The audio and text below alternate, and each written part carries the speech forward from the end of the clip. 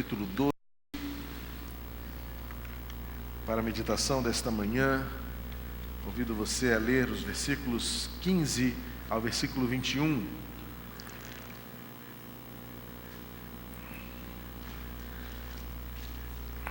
Uma vez que estamos hoje abrindo a nossa campanha de missões mundiais, eu quero compartilhar com você o texto de onde foi tirado este tema e esta divisa para esta campanha.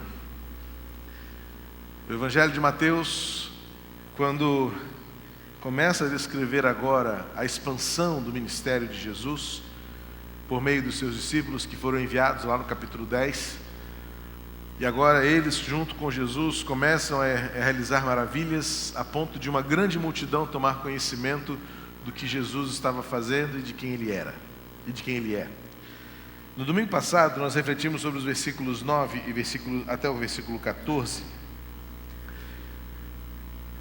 do versículo 1 ao versículo 14, em que Jesus mostra ser o Senhor do sábado, e desse texto nós extraímos a lição e a tese de que uma religião sem fé é uma religião insensível, uma religião que destrói as pessoas, chegando ao ponto de matá-las espiritualmente, tornando-se uma religiosidade vazia, sem efeitos na sua geração.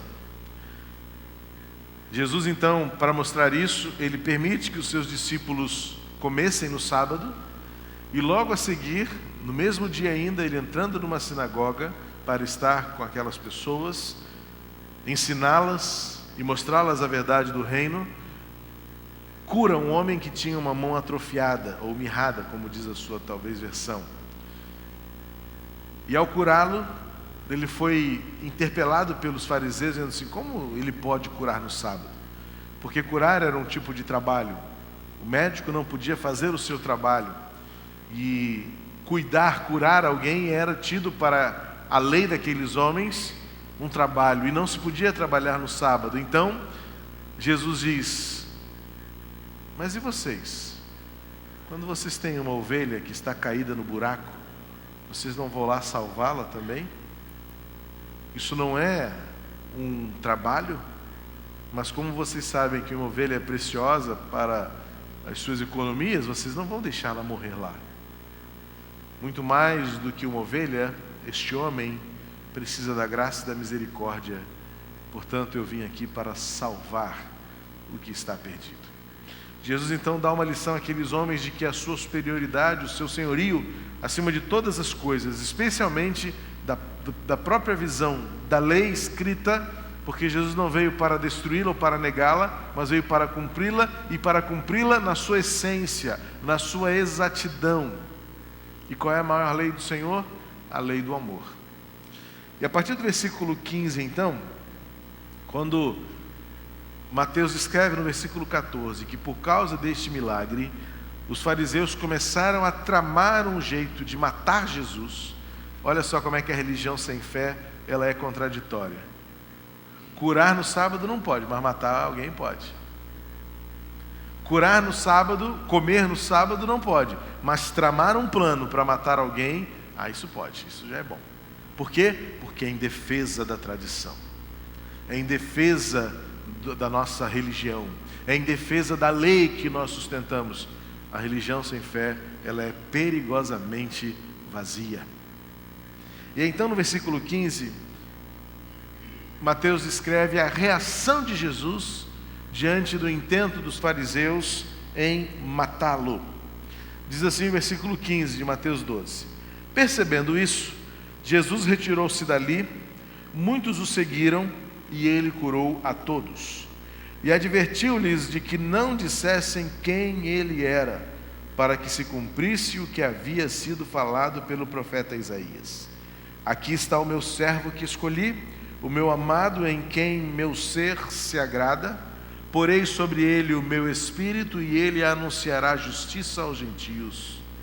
Não entrará em discussão, nem gritará, nem se ouvirá pelas ruas a sua voz.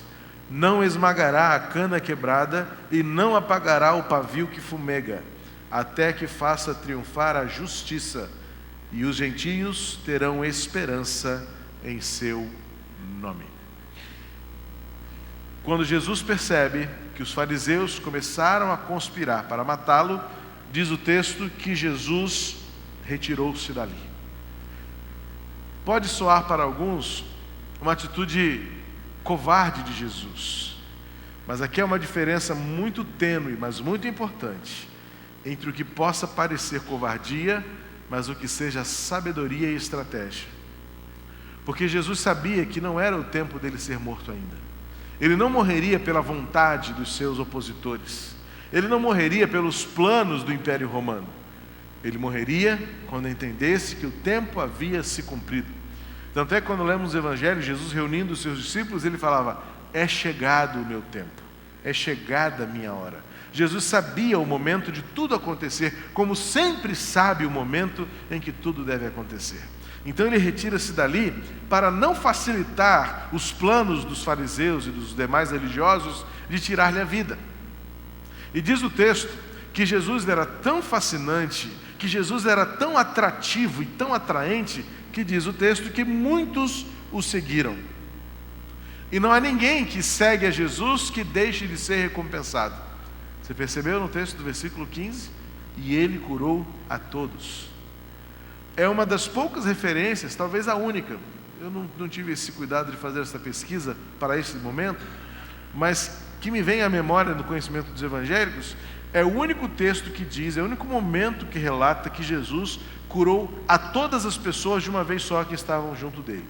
Não temos uma ideia de quantas pessoas, mas diz que muitos.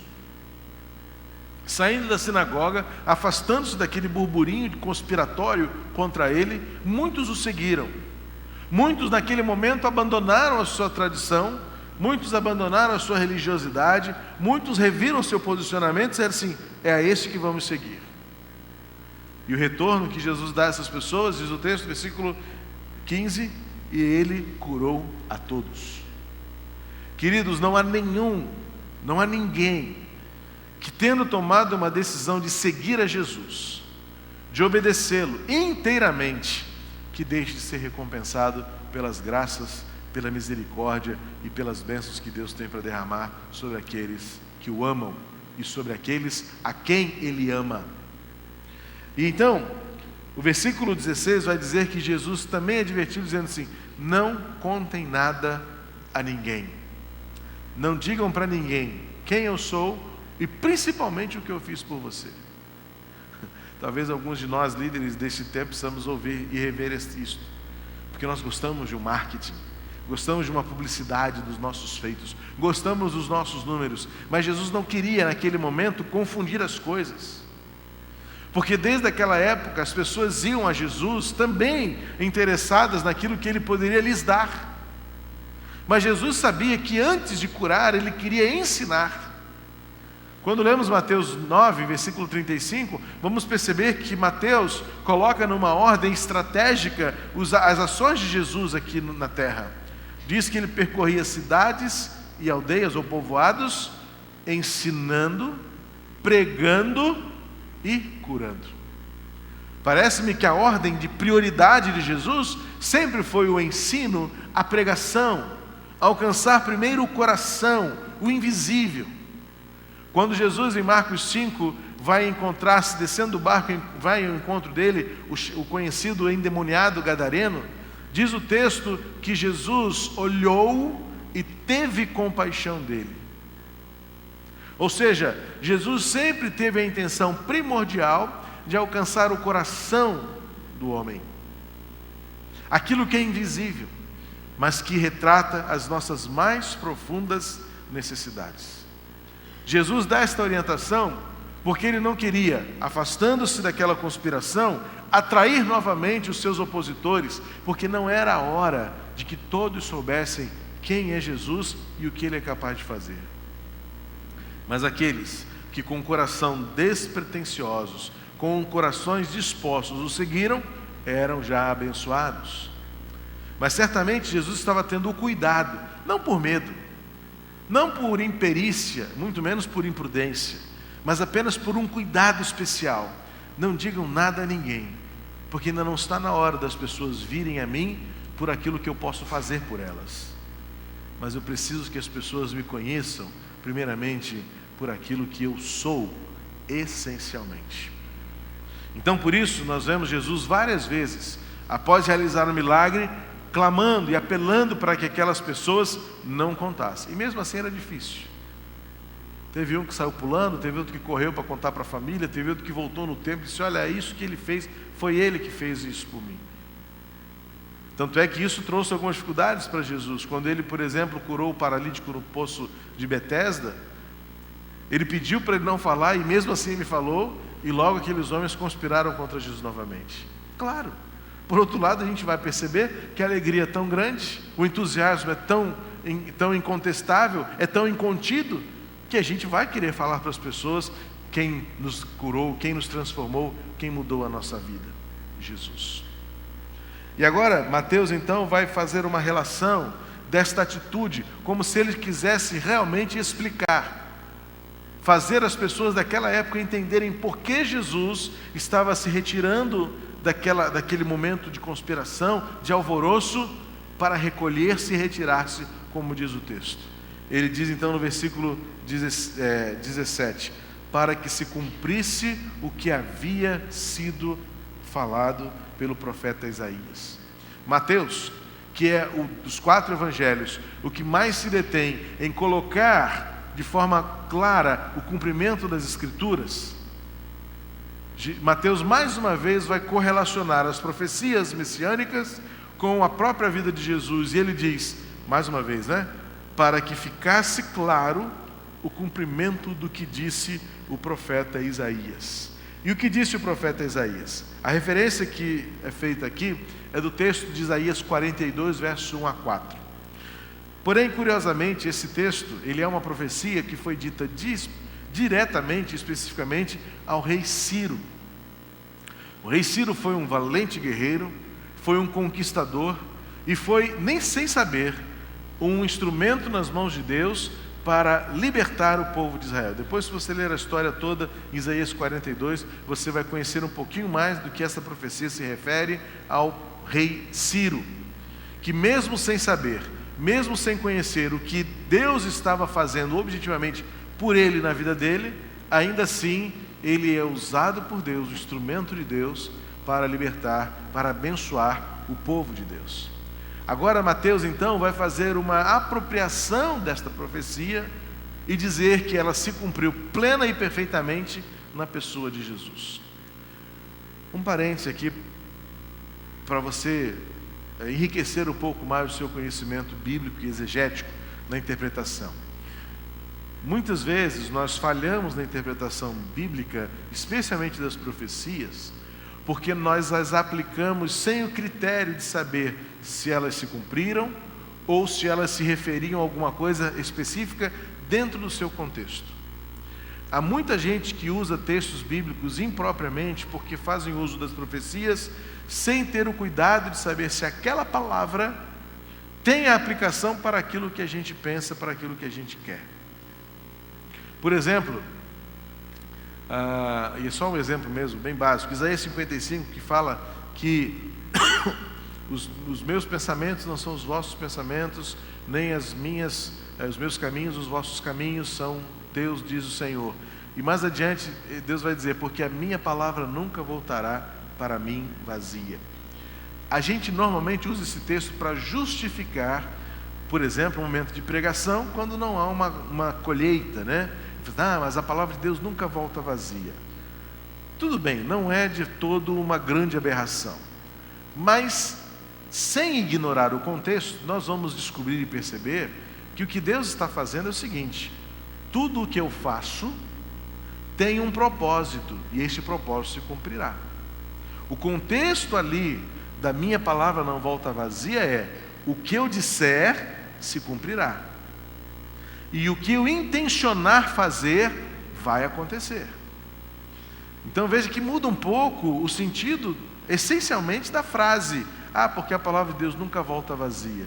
Não é para justificar que eu preguei e não houve decisão, e dizer então que as palavras que Deus diz nunca voltarão vazia, neste contexto de uma pregação evangelística. Não, é usar o texto fora do seu contexto. Um outro exemplo é Oséias 6, quando diz, o texto bíblico, que nós devemos, que o profeta Oséias fala, né? Conheçamos e prossigamos em conhecer ao Senhor. Esse é um texto problemático, porque logo depois Deus vai se queixar com o povo dizendo assim: puxa vida, quando é que vocês vão aprender? Quantas vezes vocês já falaram isso e vocês não cumpriram? Deus fala para o povo isso: olha, vocês estão dizendo, vão conhecer e vão prosseguir em conhecer, mas eu toda hora tenho que voltar a vocês, porque vocês, pelo jeito, não sabem fazer isto.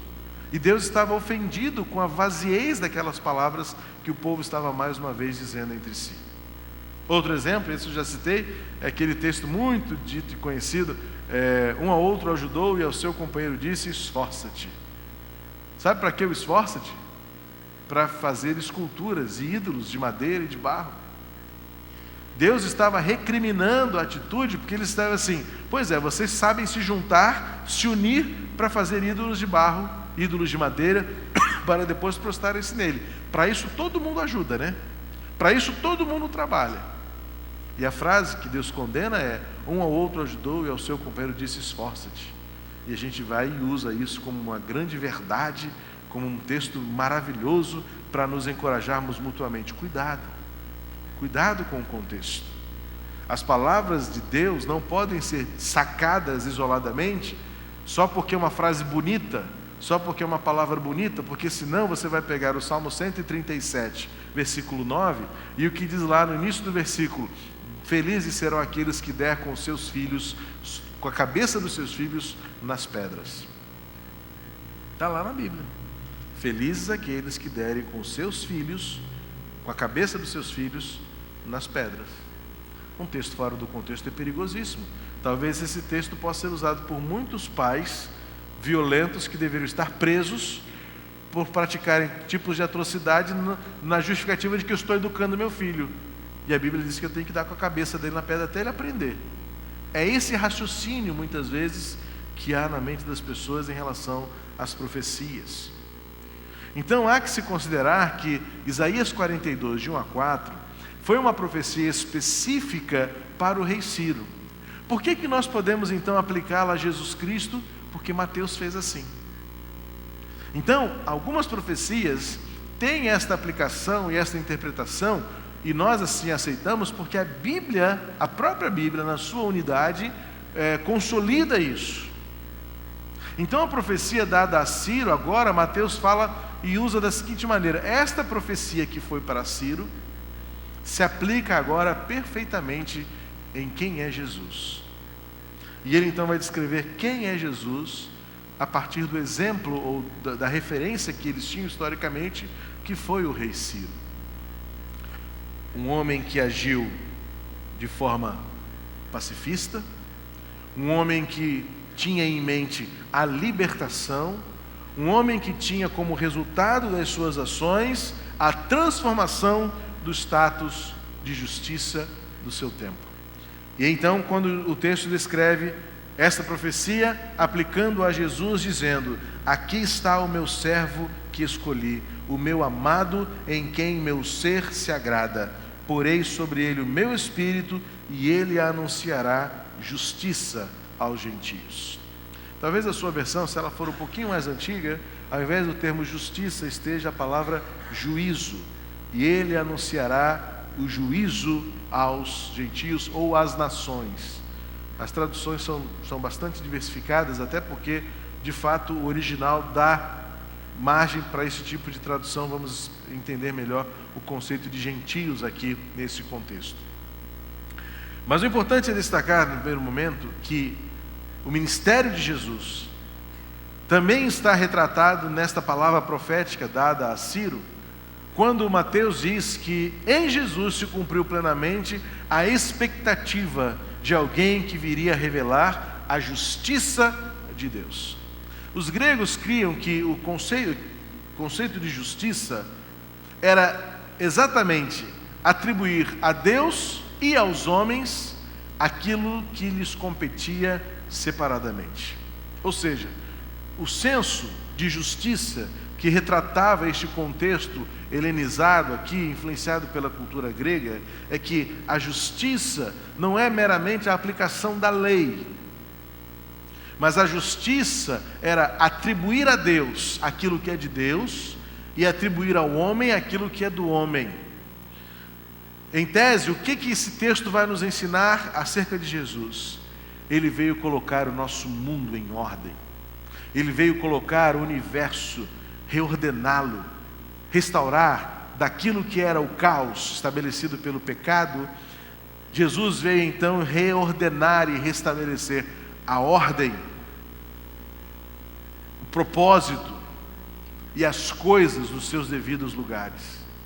Então o senso de justiça aqui, que ele anunciará esta justiça, é a obra de Deus, o propósito de Deus em agir como Deus, cuidando da natureza, cuidando do universo, restaurando a ordem em tudo aquilo que está caótico, mas especialmente no nosso mundo interior, colocando aquilo que Deus tem para nos dar, como seres criados, transformados em seus filhos por meio do Espírito Santo.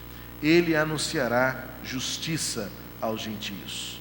A missão de Jesus, o propósito do reino de Deus, é estabelecer de forma clara, criteriosa e ao mesmo tempo generosa a Deus o que é de Deus, aos homens o que a graça nos é capaz de conceder. Há algum tempo eu li uma definição de graça que me ajudou bastante a ampliar a minha visão daquilo que é a graça de Deus. E esta, particularmente dentro desse contexto, é muito apropriada, porque graça também é Deus fazer aquilo que só Ele pode fazer. Perceba que muitas vezes nós queremos nos colocar na posição de Deus, ou queremos que Ele haja dentro das nossas perspectivas humanas e que Deus se encaixe no nosso parâmetro material, mundano, físico, visível, previsível. E nós sabemos que Deus é quantas vezes imprevisível, quantas vezes Deus é surpreendente, quantas vezes Deus é imensurável, quantas vezes Deus é maior do que nós. Mas nós insistimos em colocar Deus dentro deste nosso caixote de percepções. E aí nos deparamos muitas vezes na realidade do quão limitados somos, do quão incapazes somos, e aí nos lembramos que algumas coisas, quantas coisas, só Deus pode fazer. E é então quando entra a graça. Graça é Deus fazendo aquilo que nós não podemos fazer por nós mesmos. Por exemplo, como o fundamento desta verdade, a salvação. Ninguém é capaz de salvar-se a si próprio. Então o que Deus faz? Deus nos salva. Isso é graça. E quantas vezes, mesmo que nós não mereçamos, Deus derrama sobre nós bênçãos que nós não mereceríamos, que nós não seríamos dignos, mas Deus faz o que nós não podemos fazer. Deus nos dá graça. Graça, portanto, é esta justiça de Deus aplicada, colocando as coisas em ordem, em seu devido lugar, no mundo em que vivemos, de desordem, de caos, de tragédia, de dor, de luta. É quando a justiça de Deus se estabelece, para que nós saibamos como agir, como nos comportar, pelos preceitos e propósitos de quem Deus é e do que Ele faz em nós. Depois, versículo 19, ele vai descrever o servo, o seu servo, e Mateus aplica isto a Jesus dizendo: não entrará em discussão, nem gritará, não se ouvirá pelas ruas a sua voz. Parece-me que aqui é o foco principal de Mateus ter usado esta profecia para dizer: olha, Jesus cumpriu isto que o profeta Isaías disse. E é por isso que ele está se retirando, porque ele não quer entrar em confronto, ele não está aqui para debater e defender-se a si próprio, ele não tem interesse em sair gritando pelas ruas em prol de si mesmo, defender a sua causa, defender os seus interesses. Ao contrário, ele veio para morrer, ele veio para sacrificar-se, ele veio para ser o servo sofredor. Muitas vezes nós achamos que Jesus deveria ou poderia ter agido diferente, mas nós devemos nos recolher à nossa submissão e sujeição ao propósito de Deus, e saber que Jesus nunca veio para incitar o ódio dos seus seguidores, mas que naturalmente o ódio dos demais, dos seus opositores, é incitado. Mas Jesus, como aquele que trouxe a paz, como aquele que ensinou o que é ser manso. E se você lembrar bem, a única vez em que Jesus fala, façam como eu faço, ele disse, aprendei de mim que sou manso e humilde.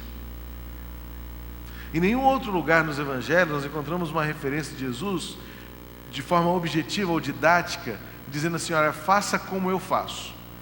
Jesus apenas dava um exemplo. Jesus dizia, segue-me. Quem quiser vir após mim, tome a sua cruz e segue-me. Mas a única referência que há nos evangelhos em que Jesus diz assim, olha, é assim que eu sou, Jesus fala, aprendam de mim que sou manso e humilde de coração.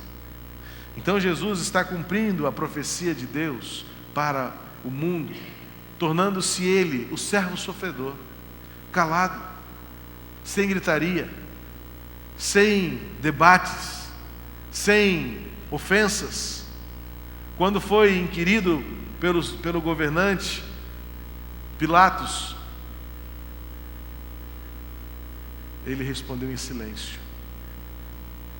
Quando estava diante de fariseus, ele se calou. Ele teria todos os argumentos para se defender, para se justificar, mas ele sempre disse, ele sempre manteve-se em silêncio, calado. Mas isso não o fez fraco. O versículo 20 diz assim, não esmagará a cana quebrada e não apagará o pavio que fumega, até que faça triunfar a justiça. Há duas figuras de linguagem aqui, há duas expressões que mostram que Jesus, mesmo sendo servo humilde e mesmo sendo o mais manso de todos, nunca mostrou fraqueza ou foi fraco diante das circunstâncias. Ao contrário, ele foi forte, ele foi fortalecedor, ele foi encorajador. A figura que se dá aqui para você entender melhor é o seguinte: por um caminho, por um canavial, de tanto passarem pessoas por ali, as varas das canas acabam submetendo-se ao atrito, à pressão e acabam quebrando-se. E Jesus é tido como aquele que, passando por um canavial com tantas canas já caídas, não vai pisoteá-las e não vai arrancá-las do lugar, mas ao contrário, vai reerguê-las, vai recolocá-las, vai repô-las.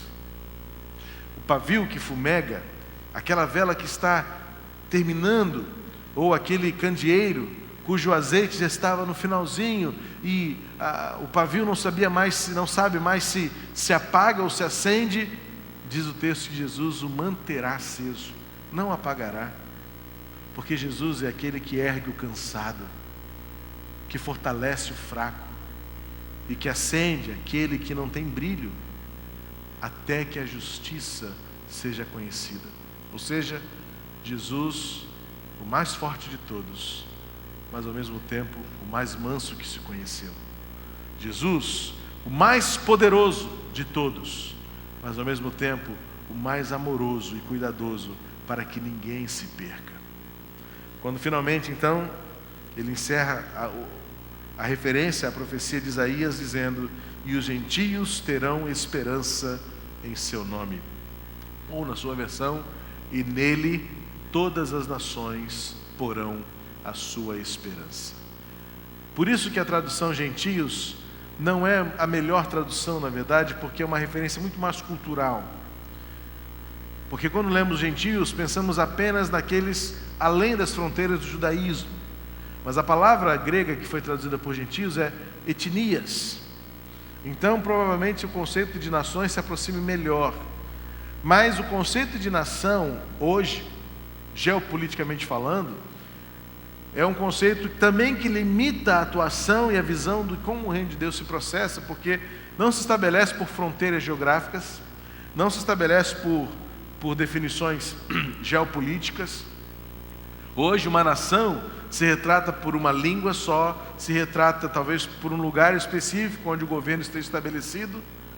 Mas no mundo em que vivemos, especialmente neste século, ou por que não melhor dizer, neste milênio, em que as fronteiras estão híbridas, em que os processos migratórios de momento mais crítico que vivemos na história do mundo, em que os refugiados estão invadindo outros países, nunca antes visitados ou vistos, o conceito de nação vai se tornar cada vez mais híbrida. Qual é o grande debate na América hoje, em que um dos candidatos, de forma pessoalmente eu digo, xenofóbica e grosseira, trata os estrangeiros que ajudaram a construir os Estados Unidos nos últimos séculos, provavelmente, e que uma grande nação hoje se estabelece não só por um determinado DNA, mas sim por um ajuntamento de pessoas.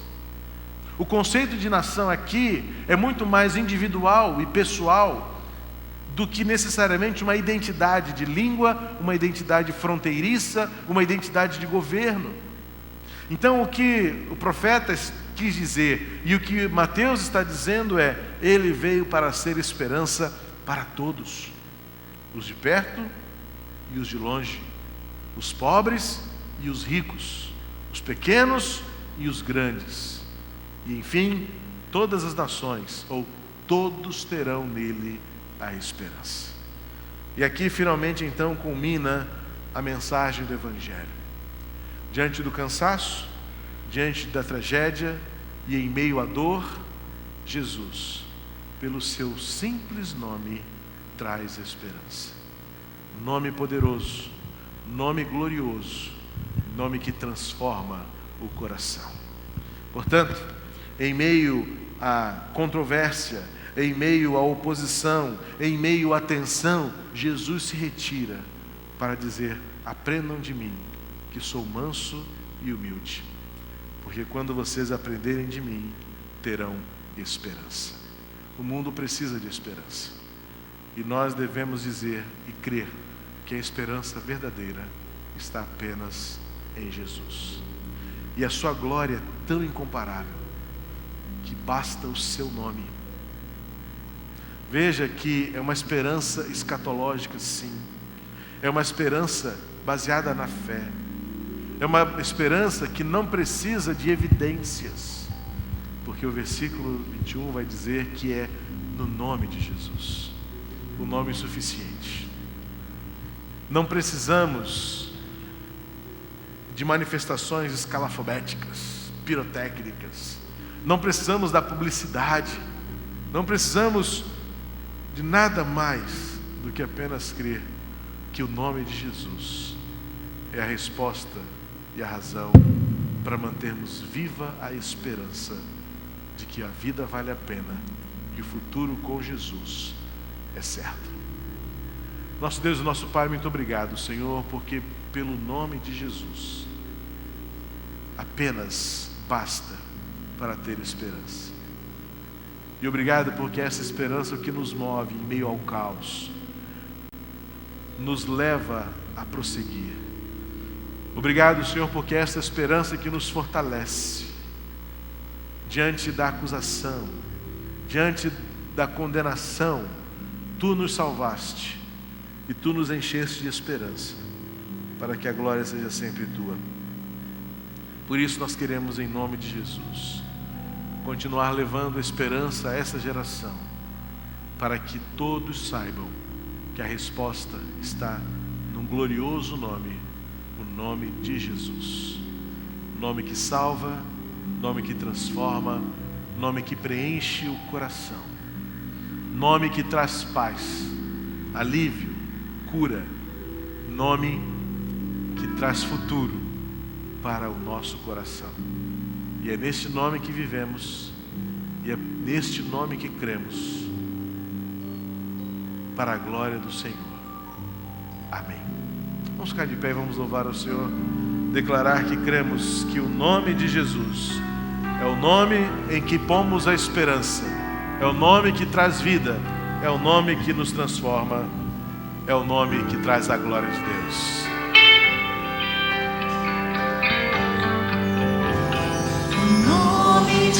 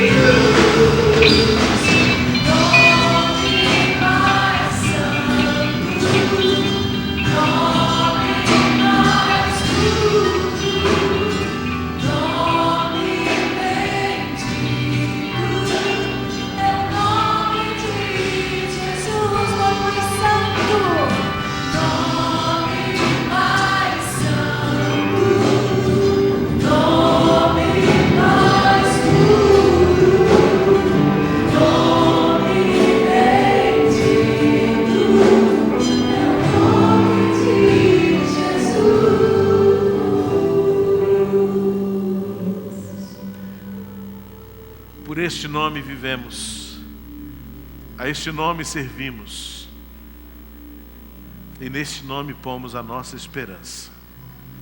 Que a graça do Senhor, o amor de Deus, o nosso Pai, a comunhão e a consolação do Espírito Santo nos movam e nos levem em esperança para a glória de Deus. Amém e amém. Deus abençoe o seu domingo, o restante dele. À noite estaremos juntos aqui, celebrando o amor do Senhor por nós, mais uma vez. Deus abençoe você, dê um abraço em quem está do seu lado e celebre o ajuntamento e a gratidão de Deus por vivermos, em nome de Jesus.